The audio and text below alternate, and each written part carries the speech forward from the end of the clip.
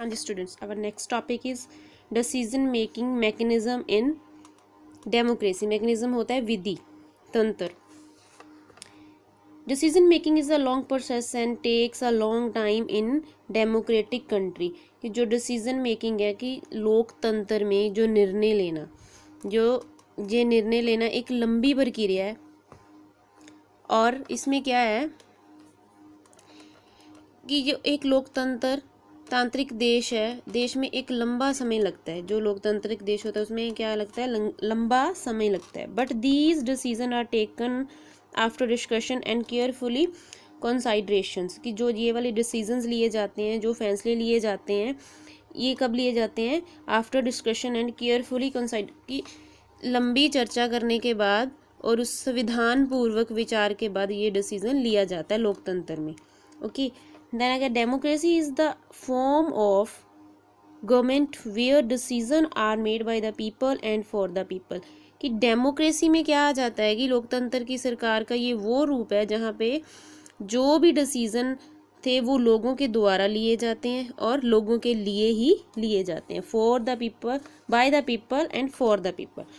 In democracy people elect their representative who they think would best protect their interests. क्या होता है कि लोकतंत्र में जो लोग अपने प्रतिनिधि का चुनाव करते हैं, जो सोचते हैं कि वे उनके हितों की रक्षा करेंगे, वो उनके हितों की रक्षा करेंगे. ठीक है. There are other form of government to such a ऑर्चरी, oligarchy and monarchy. There are the other forms. इसके द्वारा कि कुछ और भी फॉर्म्स हैं, जैसे गवर्नमेंट के और भी रूप है, जैसे जिसको बोलते हैं निरकुंचता, जिसको कहते हैं तानाशाही हो जाता है. ठीक है. कुलीतंत्र, सर्वोत्तम राज होता है और एक राजशाही. But in any of these different structures decisions are there taken by individual और a small group of people that can not reflect the aspiration of all the citizens, and hence it is also argued that democracy ensure that decision reflect the opinion of the majority. लेकिन इनमें किसी भी अलग संरचना में जहाँ निर्णय जहाँ पीपल्स द्वारा लिए जाते हैं, जहाँ लोगों के एक छोटे समूह द्वारा किए जाते हैं, जो भी डिसीजंस किए जाते हैं जो लोगों के समूह द्वारा किए जाते हैं, जो सभी नागरिकों की आकांक्षाओं और प्रतिबिंब को नहीं कर सकते. इसीलिए यह भी तर्क दिया जाता है कि लोकतंत्र ये सुरक्षित करता है कि जो निर्णय बहुमत की राय को प्रतिबिंब रहता है, कि जो निर्णय होता है, जो डिसीजंस होते हैं वो किसको रिफ्लेक्ट करते हैं, मेजॉरिटी को, उसका ओपिनियन लिया जाता है. उसको क्या कहते हैं, उसको कैसे लिए जाते हैं, मेजॉरिटी से. Our next topic is enhancing human dignity. Enhancing human dignity.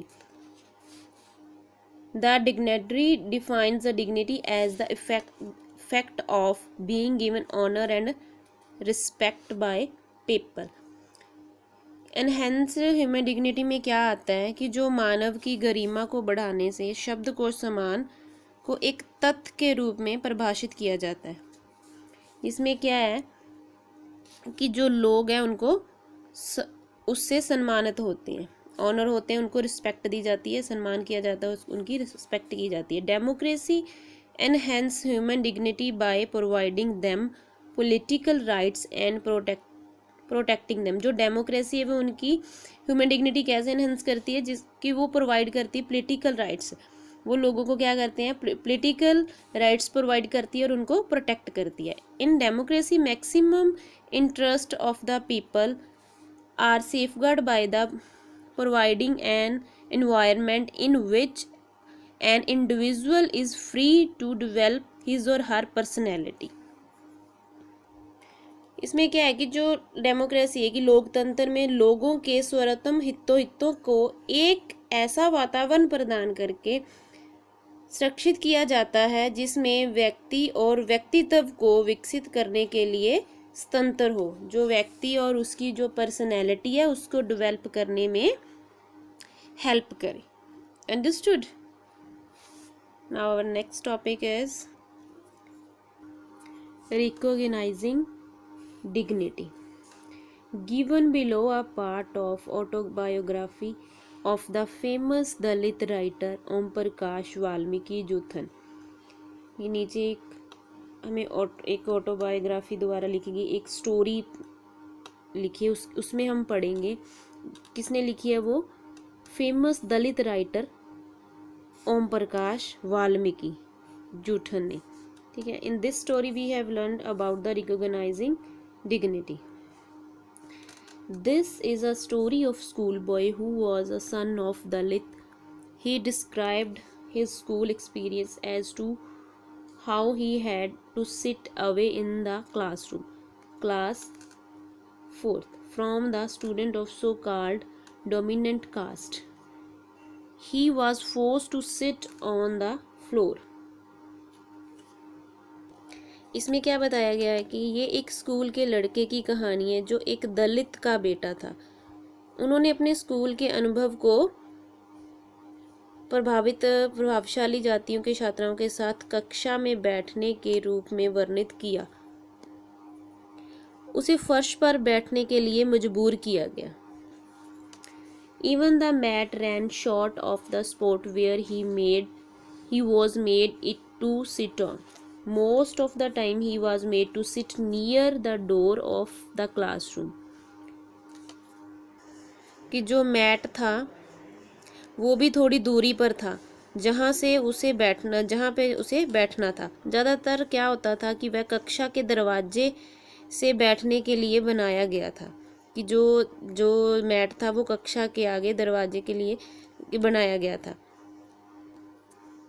One day he was ordered by the headmaster of the school to sweep the floor of the entire school including the playground. कि एक दिन कि जो school का head था, headmaster था, उसने order किया कि आप स्कूल को स्वीप करोगे, फ्लोर को साफ करोगे, और उसमें क्या इंक्लूड कर दिया, प्लेग्राउंड ऑल्सो। उसने जो हेडमास्टर था उसने क्या कहा कि आपने स्कूल के सभी फ्लोर और प्लेग्राउंड को साफ करना है। Being physically weak, it was a very tough and challenging task for him. वो फिजिकली वीक था, इसीलिए उसको ये वाला चैलेंज जो टास्क था वो टफ लगा। He however had no choice but to sweep the floor of school and its huge playground. While his classmates were studying, he was sweeping. क्या था कि बट उसके पास कोई चॉइस नहीं थी कि वो उस स्कूल का फ्लोर था, फर्श था फर्श था, उसको साफ़ करने के अलावा और प्लेग्राउंड साफ़ करने के अलावा उसके पास और कोई चॉइस नहीं थी। वाइल जब जो उसके क्लासमेट थे वो स्टडी कर रहे थे और वो स्वीपिंग कर रहा था, वो सफाई कर रहा था। स्वीप होता है सफाई करना। The headmaster watched over the constantly and did not even allow him to drink water. कि हेडमास्टर था जो मुख्य जो टीचर था, मुख्य टीचर था, जैसे प्रिंसिपल्स होते हैं, कि वो उस पर नज़र रखते रहे उन्होंने उसको पानी पीने के लिए भी अलाउ नहीं किया। Throughout the day he cleaned the school and was asked to do the same for the next few days as well. पूरा दिन उसने उस स्कूल की सफाई की और अगले कुछ दिनों तक ऐसा ही करने के लिए कहा गया। One day when his father saw him sweeping the school floor instead of studying, he took him to headmaster.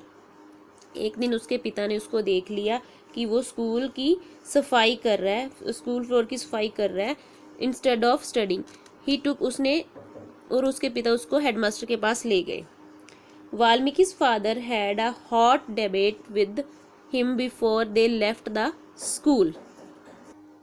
Valmiki के फादर की उसके साथ स्कूल के जो मास्टर थे उनके साथ काफ़ी हॉट डिबेट हुआ था, उनकी बहस हुई थी काफ़ी। देन उन्होंने वाल्मीकि को स्कूल छुड़वा दिया था। His father blamed the teacher for their unethical attitude. उसके पिता ने टीचर को ब्लेम किया उसके इस अनैतिक व्यवहार के लिए। He told the teachers that through they were leaving, Valmiki would continue to study right there in the school, and that there will be more children like Valmiki coming after him. He told the teachers that who they were leaving, जो उसने छोड़ने से पहले teachers को बताया कि Valmiki would continue the study right there, कि जो वाल्मीकि है वो अपनी स्टडी कंटिन्यूसली रखेगा in the school, that they will be more, कि ये क्या है कि और जैसे जो वाल्मीकि जैसे अन्य बच्चे हैं उनका अनुसरण करेंगे. Understood? That's it. Our chapter is completed, and today I will send you the book exercise and question answer you have to write in the fair notebook. Thank you.